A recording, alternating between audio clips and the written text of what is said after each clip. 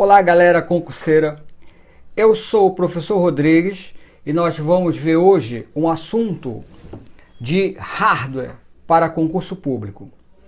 Nós vou comentar, na verdade eu vou fazer um resumo dessa parte de hardware para concurso dentro daquilo que é mais cobrado, ok?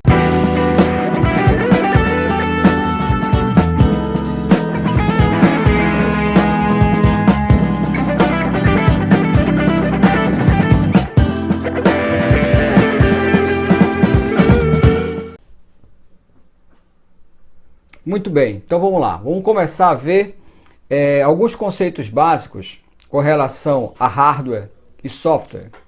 Então, olha só. Hardware é a parte física, ou seja, tudo aquilo que eu posso tocar, tudo aquilo que eu posso tanger é hardware. E aquilo que eu não posso tocar, aquilo que eu não posso tanger é software. Por exemplo, o Word. Tem como pegar no Word? Não tem como pegar no Word. Windows, sistema operacional Windows, tem como pegar no Windows? Não tem como pegar no Windows. Então, software é tudo aquilo que eu não posso tocar e hardware é tudo aquilo que eu posso tocar. Ok?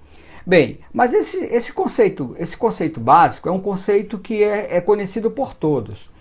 Na verdade, em termos de concurso público, o que eles mais cobram é a palavra driver com R e driver sem R. A palavra driver com R significa software, significa programa. E a palavra driver sem R significa hardware, significa a parte física. Então, eles vão tentar confundir você exatamente nessa palavrinha em inglês, driver com R e driver sem R, tá bom? Então, driver sem o R no final significa máquina, significa hardware. E driver com R no final significa programa. O programa, por sua vez, ele se subdivide da seguinte forma: básico e aplicativo. Quem é software básico? Software básico, sistema operacional, tradutores e utilitários. Sistema operacional é todo programa que faz o computador funcionar.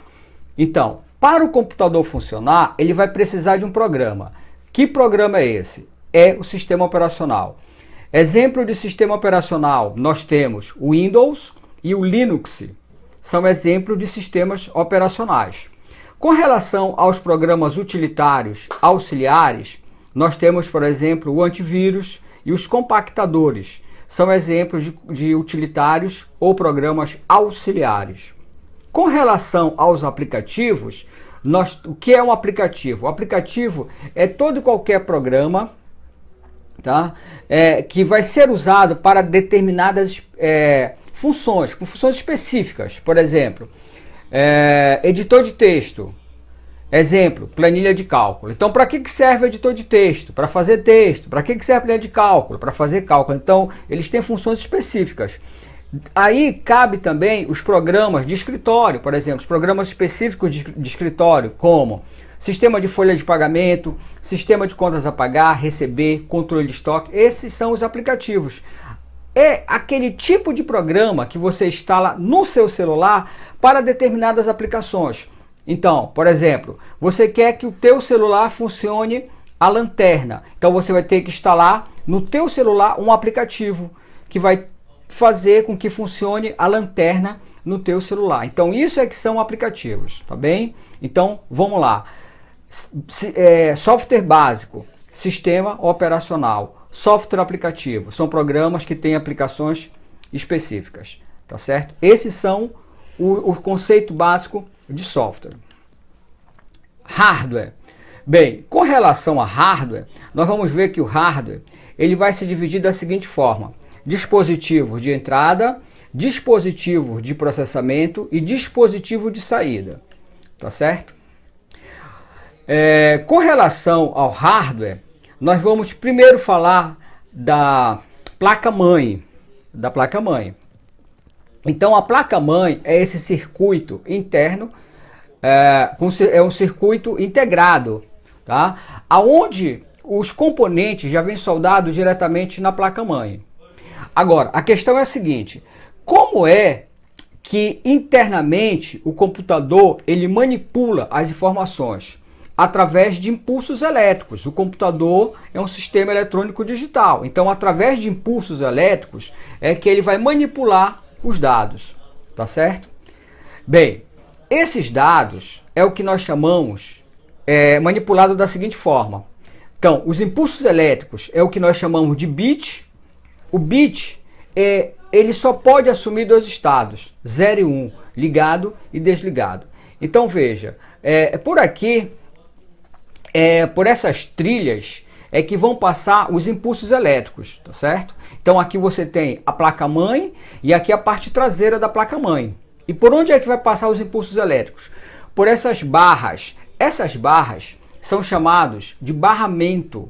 São as vias de comunicação que levam as informações de um componente a outro em seu computador. Então, por esse barramento vai passar o quê? Vai passar os impulsos elétricos. Ora, o impulso elétrico passa, ora, o impulso elétrico é interrompido. Então, este impulso elétrico é o que nós chamamos de bit. Então, o que é o bit? O bit é o impulso elétrico, que só pode assumir dois estados, 0 e 1. E é representado com a letra B minúscula. Então, você viu um Bzinho minúsculo?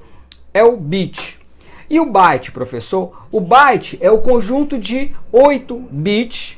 Então você pega 8 bits que vai representar um caractere. É o que nós chamamos de byte.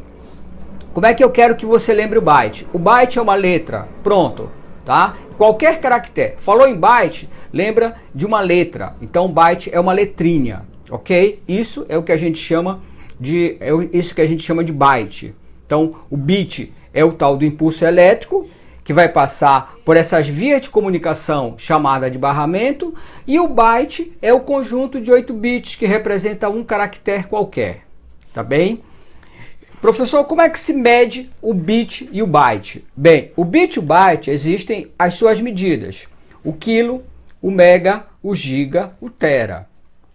Um quilo vale 1024. Nós acostumamos arredondar para 1000, então para ficar uma matemática mais tranquila, tá bem? Então 1 quilo vale 1000, o mega vale milhão, o giga vale bilhão e o tera vale trilhão.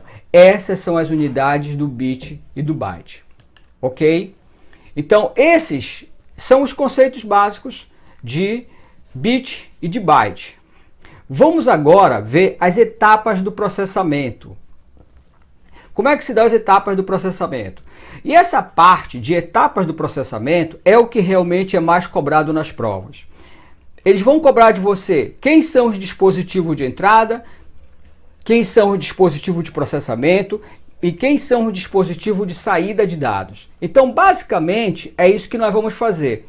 Entrada, processamento e saída. Isso aqui, ó, é muito fácil. Não tem como você perder uma questão dessa na prova, tá certo?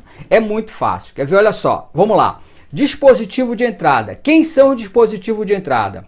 O teclado, o mouse, o trackball. Trackball é a bolinha, tá? Isso é o mouse com trackball é a bolinha. Nós temos o touchpad, que é esta área sensível ao toque. Nós temos o joystick. Nós temos a caneta ótica, o scanner, a leitora ótica de código de barras, o microfone e o webcam. Então, esses são os dispositivos de entrada de dados, tá certo? Não tem como errar isso. Quais são os dispositivos de... Ah, sim, perdão, ainda tem a mesa digitalizadora, a biometria, tá? Dispositivo de entrada. Depois, nós vamos ver o dispositivo de saída. Quem é dispositivo de saída? O monitor. Com relação ao monitor de vídeo, você tem que prestar atenção no seguinte detalhe: os tipos de monitores. Eventualmente, nas provas, eles vão cobrar de você os tipos de monitores. Quem é o monitor? O monitor grandão, aquele antigo, ele é chamado de CRT. Tá? É um feixe de elétrons, bombardeia continuamente a tela, formando a imagem. Então, ele é chamado de monitor CRT. Tá certo? Já o LCD, ele vem ser depois do CRT, Também já, hoje em dia, esses monitores, o LCD, que são monitores de cristal líquido, eles já são tidos como monitores antigos. Já. Por quê? Porque o mais usado hoje é o LED, é o monitor mais fininho, diodo emissor de luz. Tá bem? Então, eventualmente, dependendo da organizadora, eles vão cobrar de você esses tipos de monitores. Então, monitor, dispositivo de saída. Outro, as impressoras.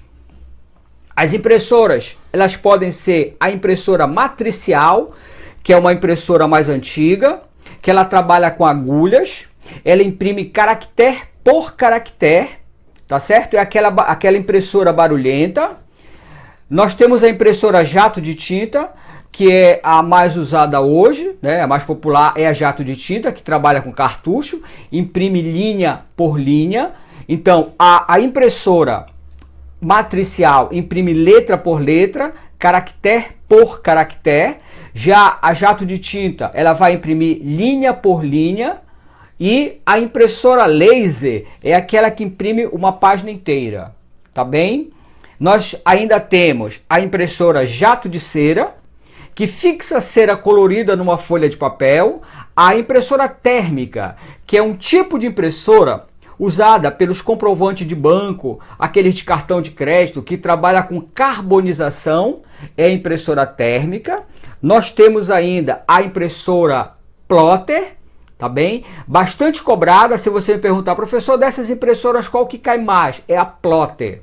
Tá? A plotter eu costumo dizer que é uma impressora para papel grande, bastante usado pelo pessoal de engenharia, pelo pessoal de arquitetura e hoje usado pelo pessoal de gráficas para imprimir aqueles banners.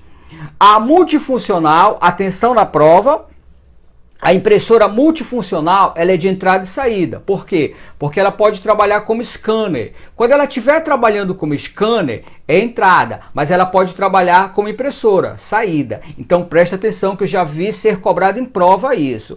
A impressora multifuncional, ela é de entrada e saída. Ainda temos o Datashow, que quando ligado ao computador, ele é um dispositivo de saída, e a caixa de som.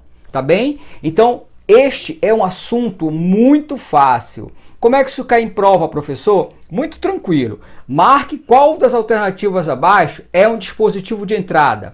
Marque qual dos dispositivos abaixo é somente de saída. Não tem como errar uma questão dessa. Agora, existem dispositivos que são ao mesmo tempo de entrada e saída.